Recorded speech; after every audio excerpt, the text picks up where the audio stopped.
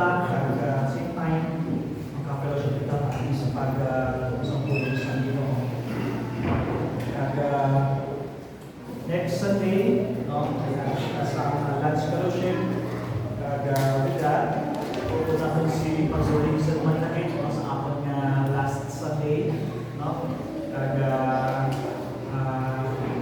mag-break kita foods, no, kag mag-fellowship kita din sa akong lunch, kag with the celebration sa akong mga birthday celebrant, no, pati ko next Sunday. So, praise God sa siningan agad, kag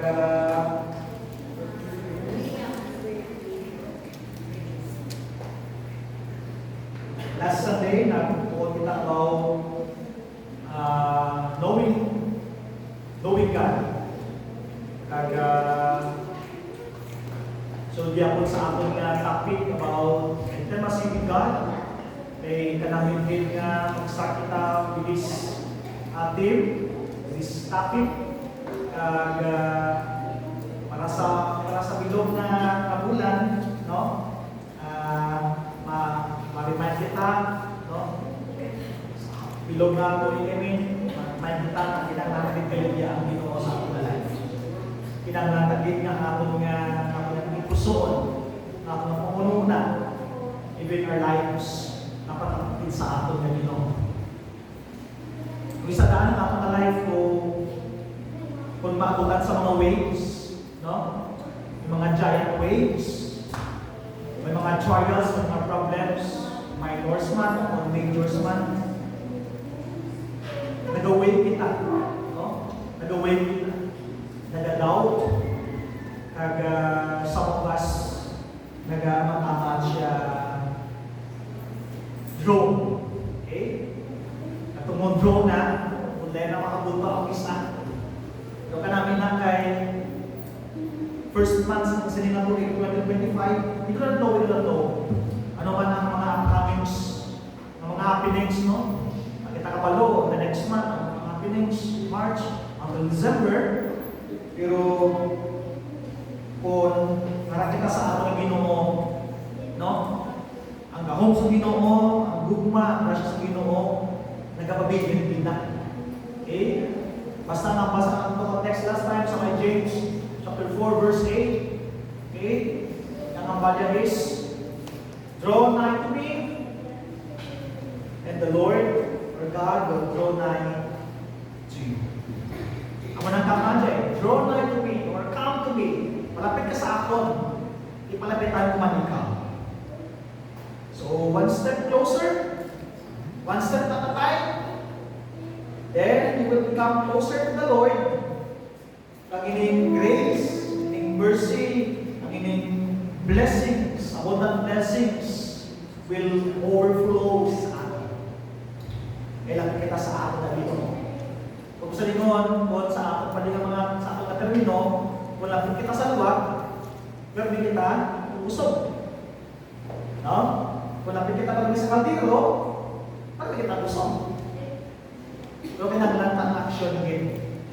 Ano action? Angta, rupunta para usog kita. We need an actions. Kinaglan din yung may aral sa action. When we say, pagpalapit sa ating Ginoo. So, knowing deeper kung sino ang Ginoo sa ating life.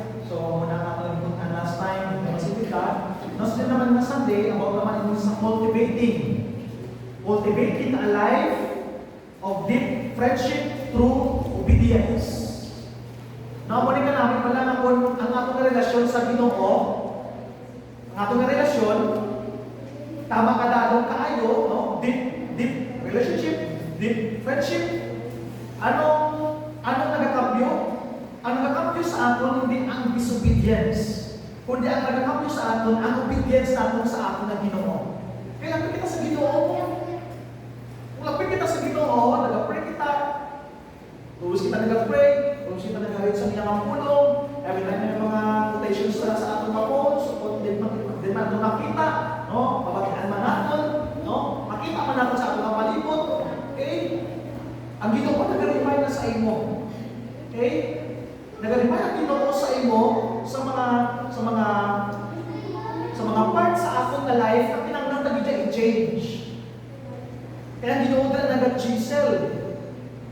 Nagatihintay kang Ginoo dira. Kung sino kita to become. So dili makita naton, we need to cultivate, no? That is why ang tagsa sa aton sa church nang kinahanglan sa pag-cultivate. Kung na mo may mga problem, itong mga members of family, wala na kasimpa, katuan, bisitahan, cultivate, no? Para sila mag-boost up yung no, ang kagana nila sa pag-alagad sa Ginoo. And sa ato na magkasugod. Sa akon, sa imo, sa aton tanan. Let's cultivate one another.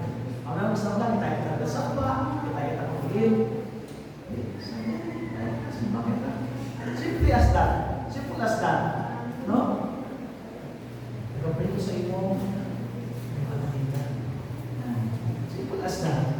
So sila mga bagay, gina-cultivate nato ng iyang mind, ng iyang heart. Balik sa Ginoo, balik sa Ginoo. Eh di ko nga makita sa deep friendship or deep fellowship sa aton nga Savior na Jesus Christ, sa aton na Ginoo, sa aton nga Amay sa langit, no? Amo na ang mag-push aton to obey what His commands. Ano man ang mga commands ng Ginoo sa aton. So let's see and understand what God is doing in the world today. Let's see na natin, subong sa aton na generation, sa aton na panahon, subong kung ano ang ginahimo sa Diyos. When we saw at the Facebook, YouTube, o kung din man nag-appear sa TV man, o kung sa radio man ng batingan natin, ano subong ang ginahimo sa Ginoo sa bilog ng kalibutan? So, damodahan mo, di ba? Damodahan mo sa nagkakatao. Just like sa mga last 2 weeks ago. No? Dahil sa nagkakatao. So, inatanan, magalikol sa aton na mind, magalimay sa aton, na kinahanglan ko i-push na aton nga kaugalingon, balik sa Ginoo, kaya hindi na mga happenings sa world subong, mga signs ni sa Ginoo na kinahanglan ko magpalapit ron sa Ginoo. Hindi mo gusto kong mga ano kita. Hindi na gusto akong paulaton. Hindi na gusto akong paulaton na may ginabat siya kaya magpanawag sa Ginoo. Ang isabi, makapanawag lang kita sa Ginoo kung nagabat siya doon kita. No? Kung isa ano? No. Samtang wala pa kita sa naginabat siya. Samtang usog pa kita, mabakon pa kita, maayo pang lawas ta. No? Handong kita, nadayawan ang Ginoo, handong kita na kanagawan ang Ginoo, handong kita na magsunod sa kamukuton sa Ginoo, kay amo na ang mabatulod sa aton sa maayo na kaintangan sa aton na pagpakabuhi ng bilang mga Kristohano. So, ito ang naman na makita natin. So, to this, God speaks to us. Amen? Every time na magano kita, na magbukas kita sa iyang kapulo, sa aton nga Sunday School, sa aton nga daily devotion, o kung sa aton nga proper worship, pamalandong na sa pulong sa Ginoo, situit nga ang Ginoo nag-istorya. Nag-istorya dira sa imo nga pusoon. Nga kinahanglan mo pamatian ang evil word na ginahambal dira kay ina magahatag sa imo sa kaayuhan. Kung kaso lang, isa sa aton, may nating mga triopis ang nagadula ang aton nga focus, nagadula ang aton nga concentration. Kaya nga aman, may nag-aagaw sa aton ng mga panginsaron. Amo nagaling na sa aton palagi ng pagsulod, no, aton na nag-examine ang aton mga kawalingon, aton na nag-prepare ang aton ng mga puso o pagmuna, na before kita magkanto sa presensya sa Ginoo, ang aton na panginsaron, ang aton na pusoon, na sentro na nakakonsentrate na sa atin na dito. That is why, every time na nagabukas kita sa pulong sa Ginoo, kag kita nagapalandong, ang Ginoo nag-istorya na. So, very important pala na kung may anak sa nagawali, much better again nga, may Biblia kita. Amen? Amen. May Biblia kita. That is why sa atong lesson nga Sunday School, ginatry ta kita subong ang atong nga Sunday School ya, makabukas kita sa pulong sa Ginoo, kag mabasahan ta gid sa atong nga mga mata na amo ni ang ginahambal sa pulong sa Ginoo, amo nang galugis ang kauton sa Ginoo, nga ang isa ang inyong mga bagay, balik-balik natin na ginahimo. Kaya wala ka makita ang kamatuuran, ang inaang kamatuuran, gusto na i-try out ang isang Ginoo sa imo, ating puso ka puno pero wala. Wala mo nakita. That is why it's very important na mabuksan na ang pulong sa Ginoo at makita sa kanyang mga mata para inapagatulong sa ating mga pagpusoon. That's why, subong palangadaan, when we talk about intimacy with God, cultivating a life of deep relationship or friendship through obedience, ang Ginoo nag-istorya din sa aton. O kung ang Ginoo nagpatighambal din sa aton, nga ako, kita tanan, ang hindi nga iglesia, mag-obedient nga klase iglesia. Sa tanan na aspeto, sa tanan na ang gulo sa atong pagkabuhi, ang gusto sa Ginoo sa sining iglesia, nga ang hindi iglesia, maging obedient nga klase iglesia. Halin sa atong mga kabataan, asa sa mga katigulangan. Hindi po sinigon na kung ara ka na sa edad na medyo top ng imong na edad, o kung dito ng imong edad, hindi mo na kinahanglan ang reminder sa pulong sa Ginoo, tungkol niya, may baluan mo naman kung anong imuon mo, no? Kundi alin sa aton nga kabataan, kasi sa mga katigulangan din, no, kasi na iglesia, dapat magtubo din sa pagdala sa Ginoo. Mga rin ang pagpapaulang, one step at a time. One step at a time. Na makabasa kita sa pulong sa Ginoo, makapangamuyo sa Ginoo,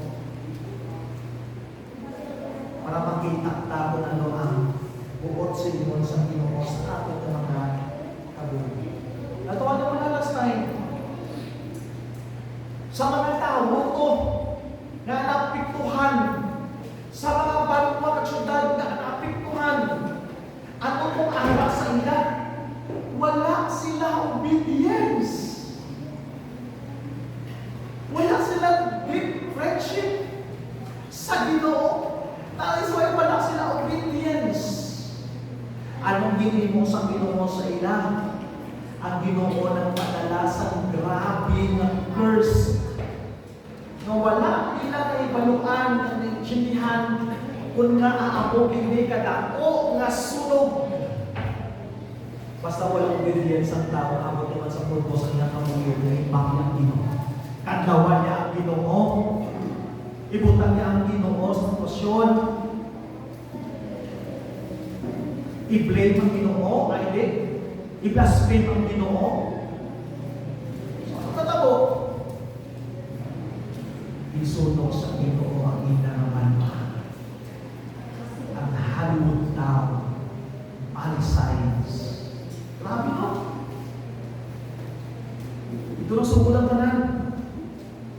Then lately nakita ko ang video nga ang babae ng MC nagpangayo sorry sa Ginoo. So sa aton man, kung makakirelate lang ang kawali mo na, when pakita na mag-step closer sa Ginoo, para nga ato na life, ma-please sa iyang atuwa, sa tumpayan. Subo pa na kalaan, sigurado na. No? One step at a time. One step at a time. Palapit sa Ginoo. Hindi pa bulata na ang chance sa Ginoo sa imo, maubos na. One step at a time. Palapit sa Ginoo. Let your lives na mag-step closer din sa Ginoo. Step closer sa Ginoo. Palapit din. Kaya kung kita nag-step closer sa Ginoo, ang ating life, ang matama niya, kita beautify. Amen? Matama niya, kita beautify. Kaya kung ano man ang iyang mga plano someday, layo na sa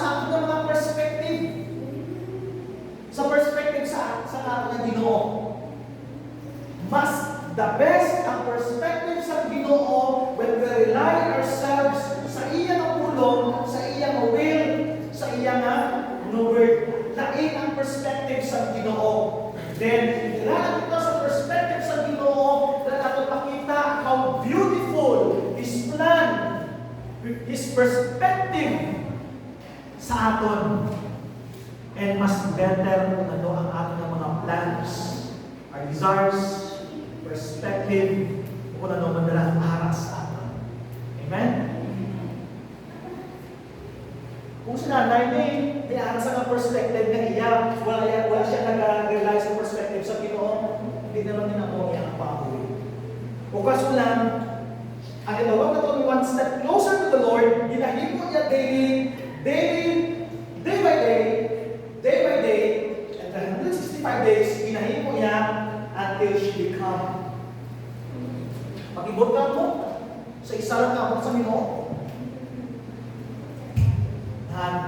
sa isa lang kapitik sa Ginoo, kay ara ang imo nga intimate your heart, ang imo nga heart sa Ginoo, nagalok ka sa Ginoo, nag-desire ka sa Ginoo, one step at a time.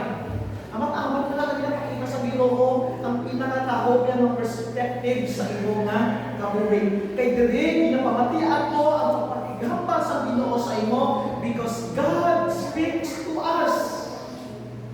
And din natin makita and to experience the power of God. Sino din naka-experience ang gahom sa Ginoo? Bayaw ka mo? Gahom sa Ginoo. Amen. Ang gahom sa Ginoo nga alin sa una nga sa subok aton na-experience na hindi lang sa pag-preserve sa atong life, hindi lang sa pag-protect, kundi sa pag-provide sa atong mga needs. Even sa pag-change sa ating lives. Gahom na sa Ginoo. Sa pag-change sa perspective natin, sa pag-change sa plans natin, gahom na sa Ginoo. So dira, kung ang Ginoo nag-istorya sa aton, na-experience ng iyang gahom. At the same time, ikaw pag ako, maging blessing to other people. Experience ta, ang gahom sa Ginoo, kag maging blessing ang aton kabuhi sa iba ng mga tao. Paano kita maging blessing? Number one, physical healing. Muna ka namin. Ginagamit kita sa Ginoo to cultivate other people. Isend kita sa Ginoo dito, just like visitation, couples for meeting, or anywhere. Napakakit tayo mo. You know what? Unang presence natin ni kita o ginapagpahin natin sa iba ng mga tao makakita sa iba. Number one, makapray kita dito sa ila, anong ilang sitwasyon, anong ilang concern, ano ang ilang na kinahanglanon physical. Makapray kita.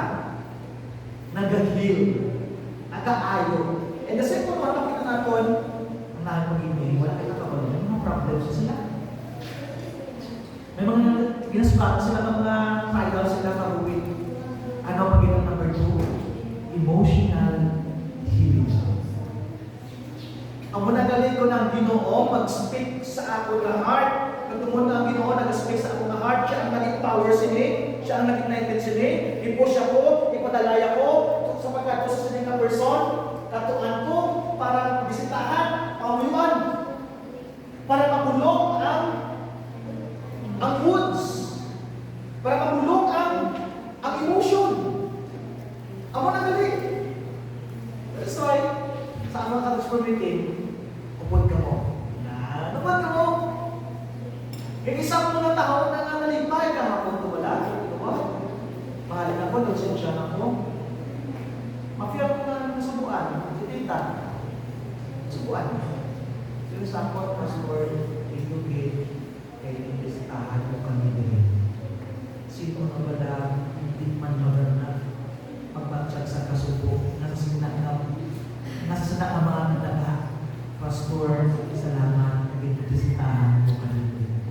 Buong pa sila ang family nga riyan, nag-inaagihan man. Sa mga ginagawa nila, mga kinawal ko nun kinawal ko. Wala ko na sa inyo, may mga tinulungis ang nga wala-wala din, no? Kinawal ko. Pero kung kita, kapit sa ato na Ginoo, anong promesa niya? Hindi ko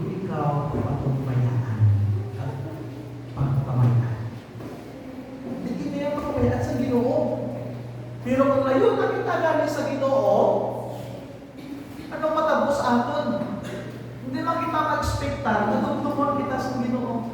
So, dali makita natin, may physical healing, emotional healing, may deliverance, may provision, may reconciliation. Sila nila hapon sa hapon, yung pastor, makakaon na kami sa isang adlaw, 3 ka beses.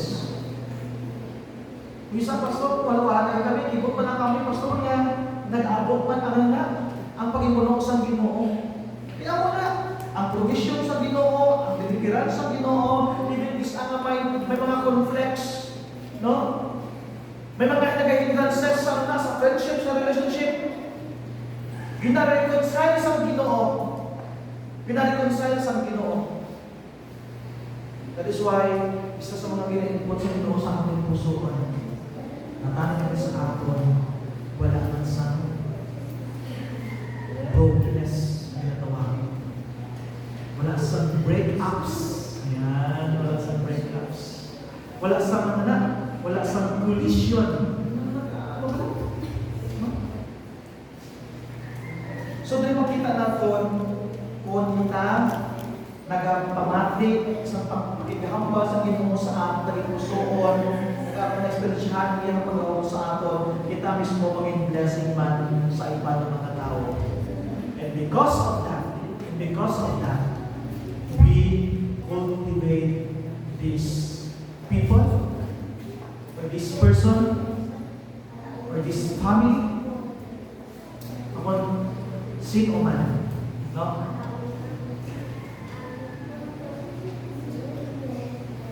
Pinatudlo din sa amon sa may seminary na let your life be a blessing to other people.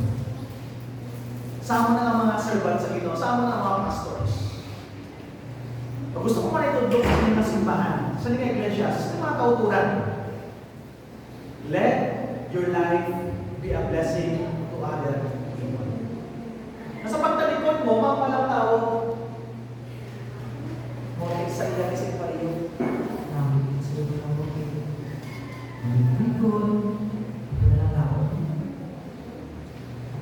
Namin isa sa feelings mo, gapon na ang feedbacks sa mga tao na nakita sa aton tungod ng kabuhitan ng blessing sa kalaman. Hindi nanging blessing. So, kung sa Ginoo, number 1 ang tandaan natin that God speaks to us. Number 2, God's communication. Ito na. God's communication. Faith, created as God's Holy Spirit, conveys informations. Buot mo sa lingon, when God communicates sa iya mga believer, amo ni ang convey sa information sa aton. Okay? Ikang Ginoo nag-create sa faith.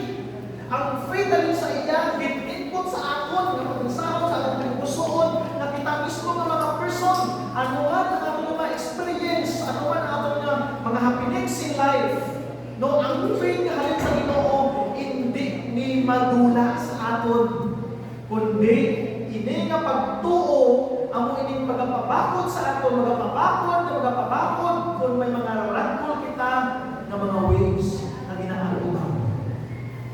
Amo na nataantak when we cultivate one another, no, ang pagtuo yan, ang pagtuo yan sinin, kung tama naging ka, nadubok, i-cultivate natin. Pero may arang pa sa bagay na magpapakod sa aton o sa Ginoo. This book of the Lord. Amen? This book of the Lord. Ano din sa inyong mga cellphone? Ang Bible app para sa inyong mga cellphone. This book of the Lord. Ang muni ang magpapakod sa aton pagtuo sa aton Ginoo. Na kung mag-abot man ang kalalatan, ang abot man ang ragko ng mga pagtilaw, o kung ano man ng mga problema, amo na ang magpapakod sa aton. Pag hindi kita mag-turn around gikan sa Ginoo, kundi kita gihapon magapalapit sa Ginoo. Sa totoo lang, ang Christian living wala ko nabutan sa pagbilaw. Kapati ka mo sa unas, hindi makita dwarf, hindi makita kunano, lugis na ka, abutan sila ko. Abutan pa rin sa pagbilaw, nugugin. Kung isang atong pataka, bilang kaswanon, ano na rin? Kung isang pwede ka na, natuwag yung mano. Nakon, agyan kita sa pagbilaw na hindi na doon, wala na doon na-experience natin sa muna, doon isang bulbyada, kita na lang. Nag-dwarf sa ato na pagtuo. Pero you know what? With God's communication from His Word, hasta sa ato tayong pusoon sa ato pagpununan, amunin ang maghahatag sa pagpalito sa ato ng pagtuo. The informations of God, amunin ang magpalito sa ato. Isa pa, ano kita man na, well-informed, paano kita mas-strengthen, paano kita ma-motivate, eh wala kita power from His Word. Sa unang pinatubilihan sa namon na batch, sa una sa namon na generation, doon sa high school life namon, comics na wala. Amon na yan, wala pa ng mga Wattpad, wala pa na yung mga Twitter, wala sila, cellphone ng mga Androids, mga touchscreen, wala pa na.